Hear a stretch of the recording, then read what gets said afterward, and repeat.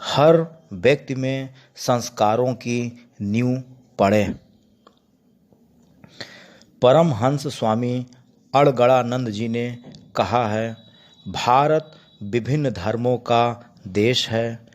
यहाँ अलग अलग धर्मावलंबियों द्वारा नव वर्ष की शुरुआत अलग अलग समय पर होती है।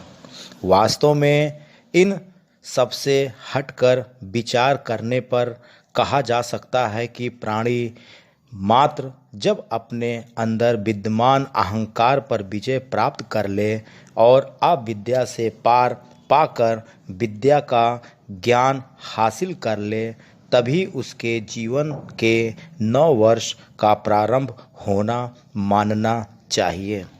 विश्व की सभी समस्याओं के समाधान का एकमात्र रास्ता है, हर बच्चे बड़े बूढ़े के हाथ में यथार्थ गीता पहुंच जाए और उसका अध्ययन करने के बाद उसमें अपने प्रश्नों का समाधान प्राप्त कर ले, उसमें संस्कारों की नींव पड़ जाए। इससे सभी धर्मों एवं संप्रदायों के बीच की दूरी अपने आप समाप्त हो जाएगी। साथ ही विश्व को एक नए वर्ष के शुभारंभ का निर्विवाद दिन मिल जाएगा।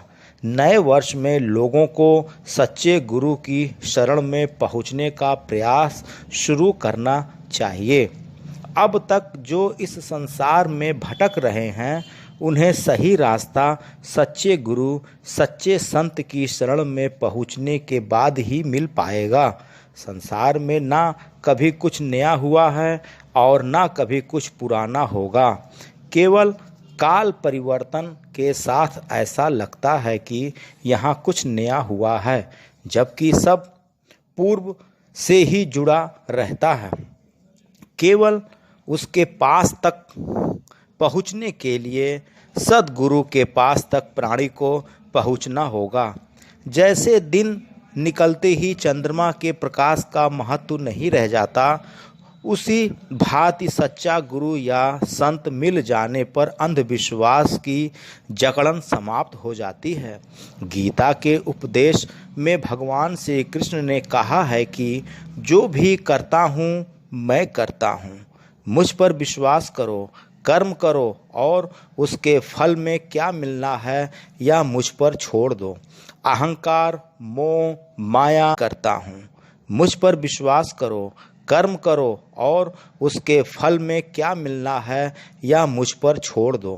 अहंकार, मोह, माया जैसी आसुरी प्रवृत्तियों को जब तक नहीं त्यागोगे, संसार से सद्गति की आशा निरर्थक होगी। नए साल की शुरुआत मन को संवारने से करें। भगवान श्री कृष्ण के श्री मुख से निकली गीता को जानने से करें। यथार्थ गीता को सर्वमान्य ग्रंथ बनाने के लिए संसार को नए वर्ष में परमात्मा शक्ति प्रदान करें। यही यथार्थ होगा।